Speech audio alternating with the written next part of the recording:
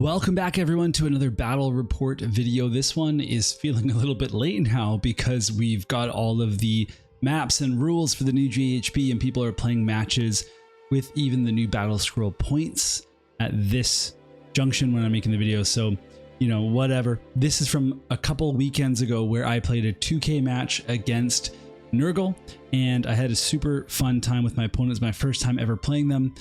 They were super nice. I met them through a local Discord and had met them at a tournament, but hadn't played them yet. So let's talk a little bit about it. So I'm playing against Nurgle, and I specifically, my opponent asked if there were armies that I wanted them to play, and Nurgle was one of the options. I had never played against Nurgle, so it was a good chance for me to get to know a faction better by actually playing it. And I also just finished reading Nagash the Undying King, which is from the perspective mostly of the death factions, but actually has a whole other perspective from a Nurgle army, the Order of the Fly, and it's kind of has a good balance between some mortal elements of Nurgle, and they're very honorable in their dishonorable way, in their like, you know, diluted way. It kind of actually reminded me of the Flesh Eater Courts in a fashion, but then also there's like a demon element to it as well. So that made me really excited to play Nurgle. And then when I saw the models on the table and I had read about them recently, it just really upped the excitement for me. So in this video, I'm going to cover the game from my point of view. I'm going to discuss my strategy, how it played out on the tabletop, what I learned. And if you are new to Age of Sigmar, hopefully this helps you get to know how to play better. And if you are experienced, then feel free to chime in with advice or thoughts of your own so that I can become a better player. First up, we'll cover the lists and the deployment here. Now, this is all like on my phone here, so I'm just going to be reading off the actual like list regiments and stuff. So for the Nurgle army, we had Rodigus, who was the general with some putrid Blight Kings that were reinforced, and those things are really hard to get through. We also had Blob Rotsbond, who has some really impressive rampages, and then the Lord of Plagues, with the Rotmire Creed Warcry Warband. And then we had the Lord of Afflictions, who had the Witherstaff flying up above with the Pusgoyle Blight Lords, all on flies reinforced. And those things weren't super strong, but just were incredibly hard to take down. And they have a deployment phase ability where they can basically deep strike after all the deploying is done. And so you really have to be on top of what you're doing. So in terms of myself, I had Calcintol as a general. The reason for that was to have the bodyguard regiment like ability for your, oh god, I've already forgotten what it's called, and you know, the season's not even over yet. The honor guard ability. Now, you don't need to worry about as much about the general's regiment in the new book as you do now, because one, you don't have an honor guard ability to give, but two, you also don't have to worry about giving up a battle tactic if somebody in your regiment is actually killed. So that makes it a little bit easier, but that is why I have Calcintol in a regiment all by themselves. We had a Freeguild Marshal on Relic Envoy with the Brazier of Holy Flame. We have Freeguild Cavaliers Reinforced, a Command Corps, a Fusel Major, and then the next regiment was an Alchemite Warforger, Freeguild Fusiliers, and then 2 units of Wildercorp Hunters.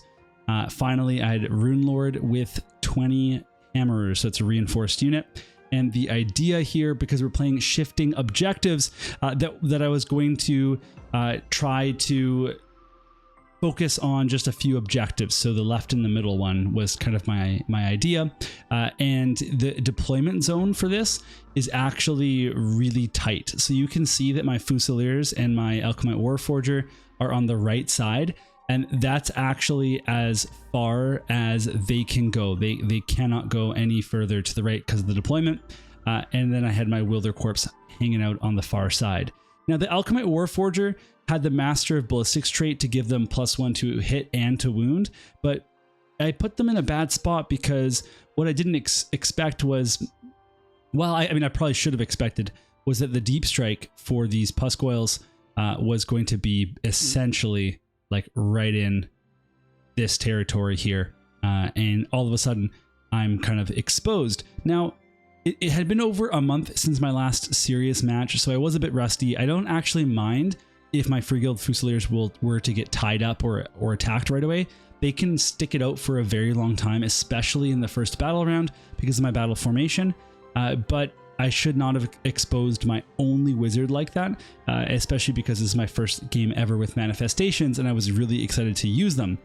So I also did some pre-game moves with my Wildercorp hunters, and I didn't love it the way that I did this, because I sent the left ones up into kind of no man's land, and they stayed too far out of kind of the zone of the game, and it really made it hard for them to do anything this game.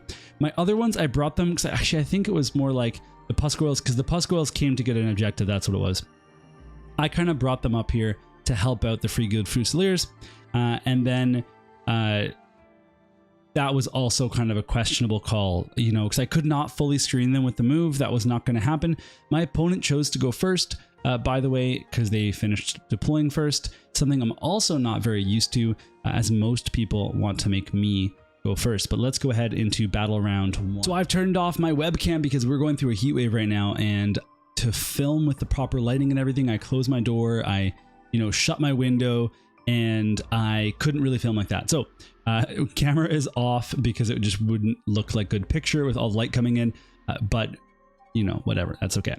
So for the Nurgle turn 1, my opponent rushed their flies in right into my Fusiliers and into my Wildercorp hunters. They actually did not get into my Alchemite Warforger, which, you know, I was really okay with. They cleared that first objective because they moved there during the deployment phase, and then otherwise they just kind of moved up onto this objective so that they could seize the center, which was their tactics.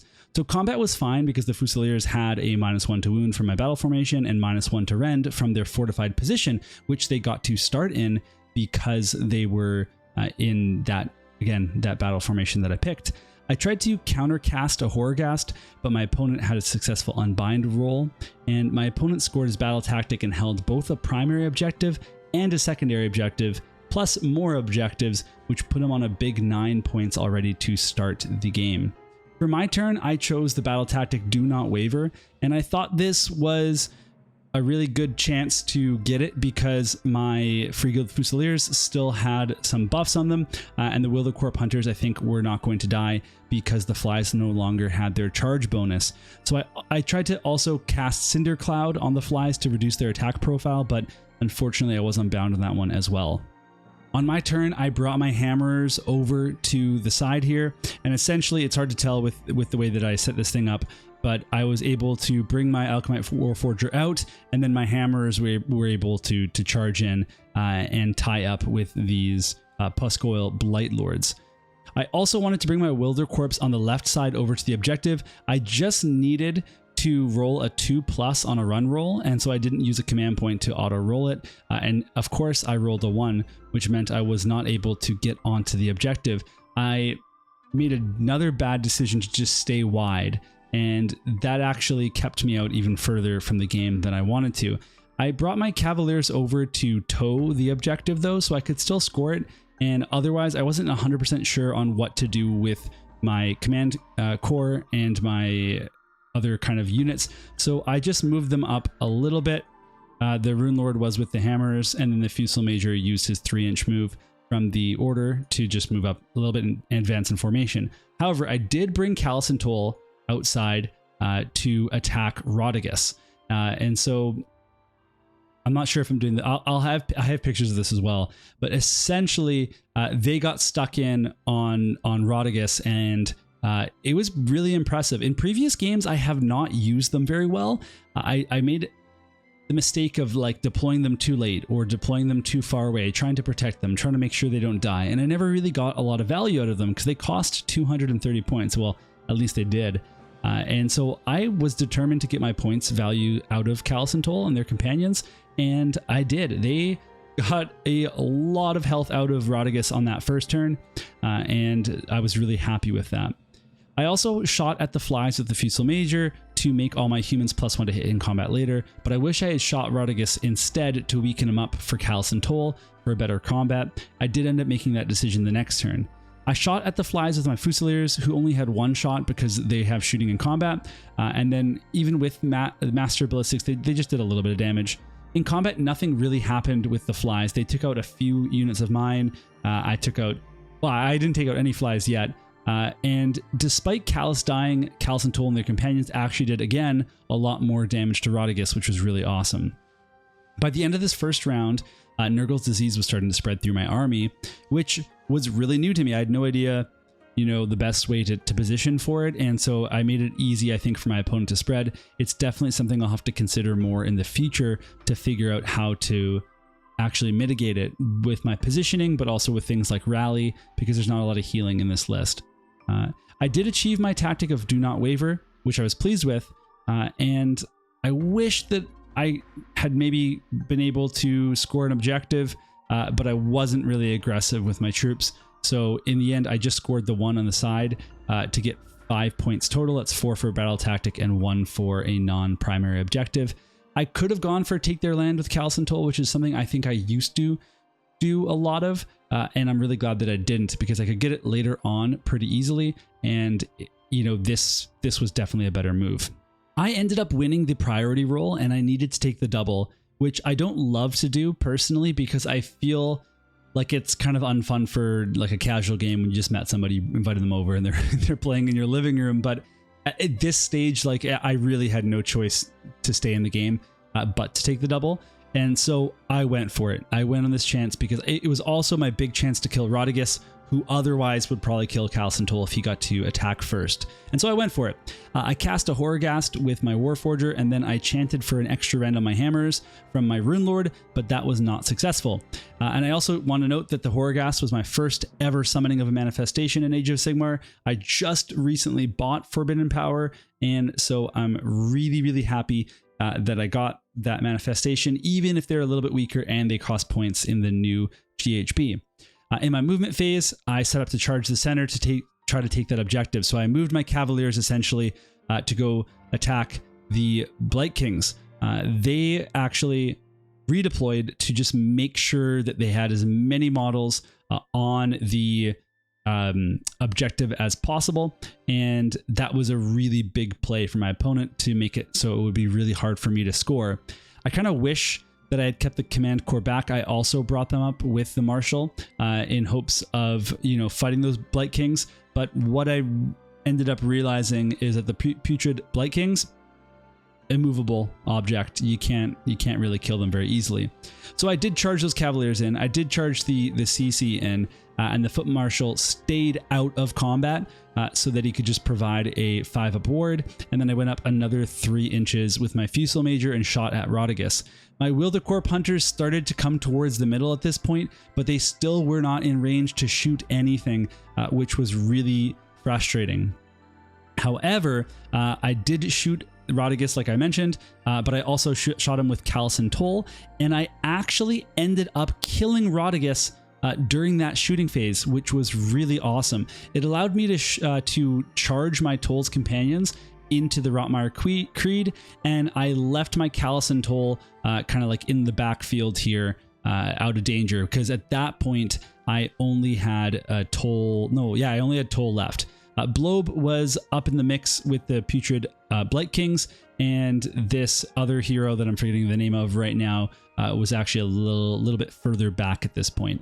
I made sure that I still had the 5-up ward between Callus and Toll and Toll's companions, but I kept them safe. And at this point, I was feeling pretty good because I had turned off the shooting for the Rotmire Creed. I had tied up a lot of different units, and I just made the mistake of really focusing in on the Putrid Blight Kings, when really my Cavaliers, my command corps, they really should have focused on Blobe Rotspawned, and then possibly this command corps. The other option would have been able to go over and fight the Lord of Afflictions or fight the Puscoil Blight Lords. Just really the big thing was getting away from those Putrid Blight Kings. So as I was on the double, I did not score a battle tactic. I did score 2 points because the primary objective swung over to that left side objective. It put me at 7 points, which is pretty brutal after 2 turns to my opponent's 9. So they were still in the lead. But I did kill a fly, and I thought that I was in okay shape.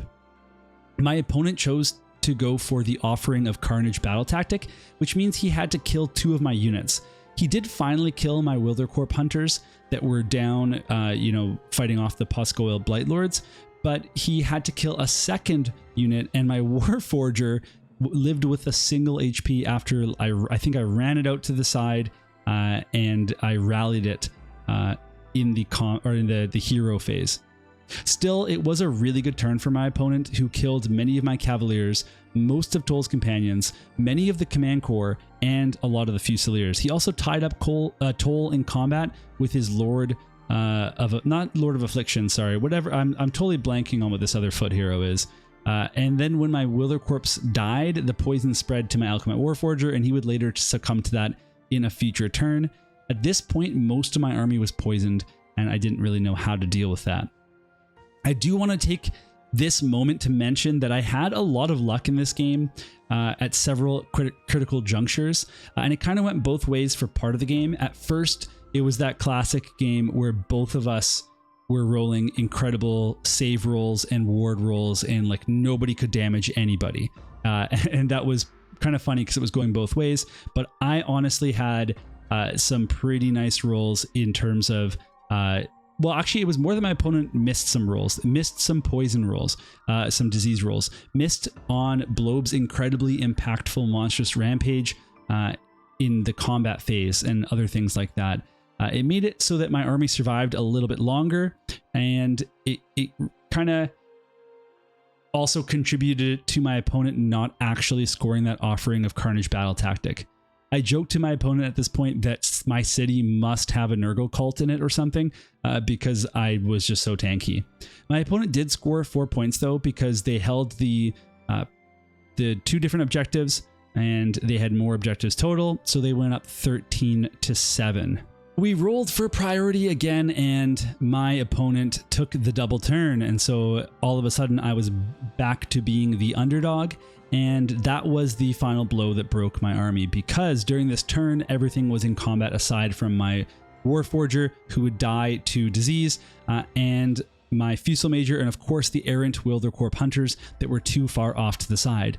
At this point, my opponent killed my Foot Marshal, who I had charged in, counter-charged in, I think, during his turn to try to help out. They killed my Command Corps. Oops, that's the Blight Kings. They killed my Command Corps. I had 3 Fusiliers left. I had 1 Cavalier left by the end of combat. And I did kill his remaining flies, so I felt pretty good about that. But I just didn't really have a lot left on the table. The big thing that I had were my Hammerers. My Warforger was gone, of course. And the Hammers could take out that Lord of Affliction, but they were not going to stand up to the rest of the army. Toll's companions also died at that point, and also so did Toll. So I had very little left as my pieces to move on my turn or try to score my turn. And my opponent did score 5 points because the primary objective moved back to him, and he controlled a primary, a secondary, and he had more objectives than I did. And so we called the game right there, and the final score was 18-7. So once the game was called, I had a chat with my opponent about things I could have done, you know, a little bit differently, and also just more about like Nurgle and how to play against them. And honestly, I had heard they were tanky, but it's something that you do have to experience for yourself. The disease mechanic is pretty hard to play against, and it can snowball very quickly if you're not careful. You have to pick your targets really carefully when you're attacking Nurgle, as if you pick the wrong target, you can get stuck in combat for a long time. And I really should have gone for Blobe after killing Rodigus, and committing my Command Corps was the wrong idea.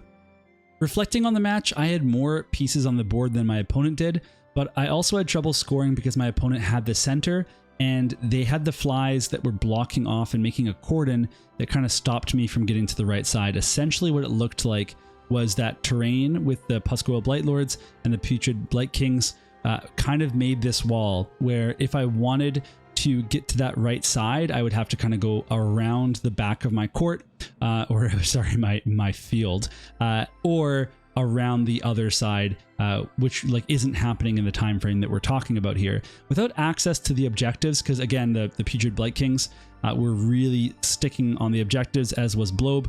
It was very difficult to get enough people on them, and I wasn't able to score very many points. I needed to score battle tactics, but the double turn seemed more important. I don't regret that either. If I had gotten turn 3 first turn, I don't think I would have won, but I think I would have stabilized a little bit more. But at the end of the day, that's how it goes. I double turned and my opponent double turned me. Now, I'm sure some commenters are going to say that I should have protected my Fusiliers more, but I don't really mind when an opponent commits a lot of resources to them.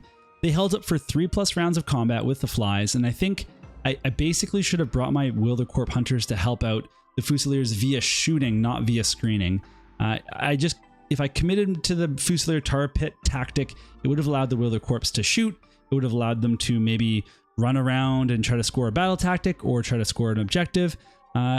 Or I could have just done a deployment strategy where the Wildercorp hunters started in front of the Fusiliers. So what I'm talking about here is if we rewind, and when I had my Fusiliers set up at the back of my territory, that I would deploy the Wildercorp hunters directly in front of them, and this would be my starting deployment move.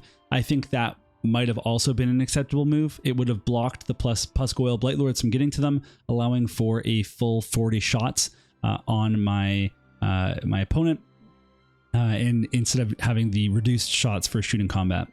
I also had a really hard time figuring out what to do with my command core in this game, but given that the charging those Blight Kings was so bad, I should have tried to punch through the flies a little bit quicker so that I could have opened up that path to the right, and then maybe the Cavaliers could have just held their own for a little bit in the middle to allow me to try to score.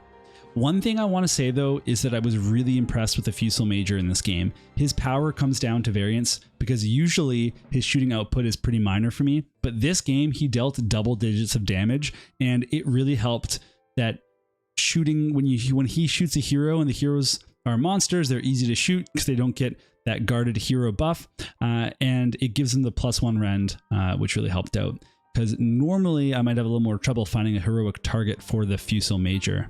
So that's all I have to share about this game. I'm glad that I got a game under my belt because it's been so busy lately that I lost a little bit of momentum for the game. And so as soon as I started playing this game, I instantly felt more motivated to paint and work on videos. You know, funny how that works.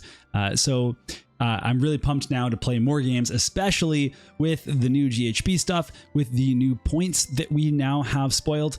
And I can't wait to just like go find someone that wants to, you know, throw down some objectives, put some markers on them so we know which ones are which for the Gairan objectives, and figure out how this obscuring terrain is going to work. But either way, hope you enjoyed the video. And if you did, please let me know in the comments below.